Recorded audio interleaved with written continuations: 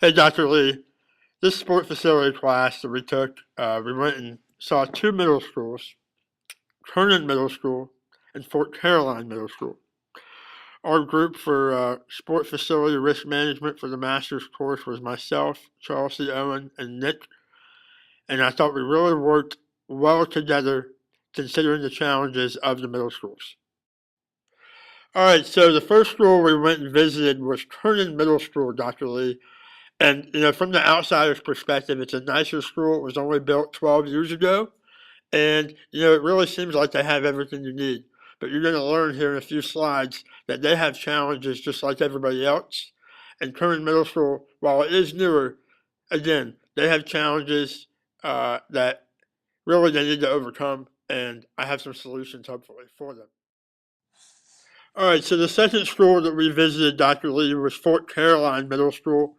It's about 20 to 30 minutes away from UNF. It's really in the Arlington area, and it's an older school. And you can tell from the minute you walk in, it has a lot of things that need to be improved upon. But just like Kernan Middle, they both have their own challenges. And I'm going to talk about those challenges and compare the schools next. All right, so now what we're going to do is we're going to compare the two schools. Kernan Middle School, Fort Caroline Middle School, comparisons and similarities. First, Kernan is newer, built 12 years ago, like I said earlier, and it's newer and it's cleaner versus Fort Caroline, which is older. It's less maintained and it's a lot more challenges in terms of abiding by things like ADA. Kernan has a lot more recreational space compared to Fort Caroline. Kernan competes in all of their sports on site, while Fort Caroline does not. They have to go to Terry Parker High School. And then resources and funding are both challenges for both programs. However, obviously Kernan is newer and they've overcome those. Now, some similarities include lack of support, lack of funding, and lack of resources. All right, so the miscellaneous personnel policies, which was part C of the project, which I was in charge of, along with the overview, includes drug testing policies, anti-smoking policies, along with an emergency action plan and sexual harassment policies.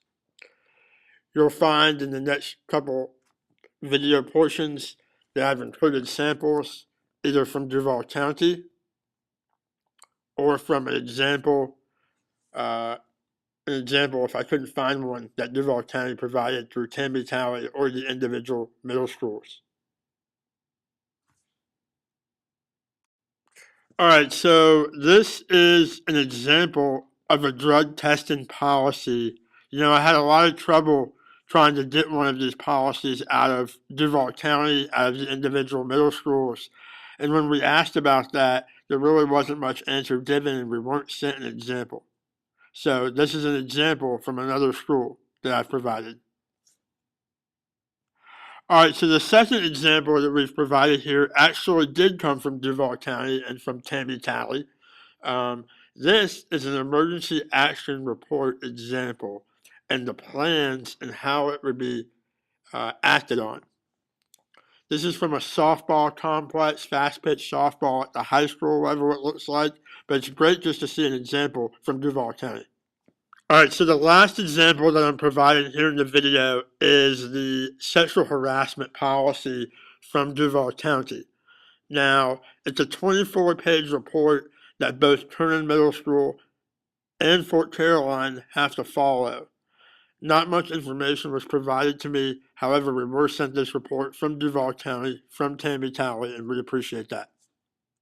All right, so my concluding thoughts on this entire project is that I really learned a lot about transformational learning opportunities, the opportunity to really get out into the community, have some learning outside the classroom, and really be able to see what it's really like at two local middle schools here in Duval County. And I really appreciated that, really opened my eyes.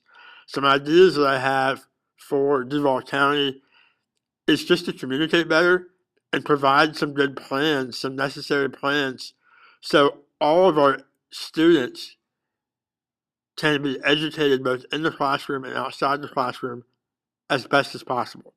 both Kernan Middle School and Fort Caroline need to do a better job of trying to raise money, and that's something that will improve hopefully over time. This has been a great educational experience for myself, and I really learned a lot, like I stated earlier. Thank you.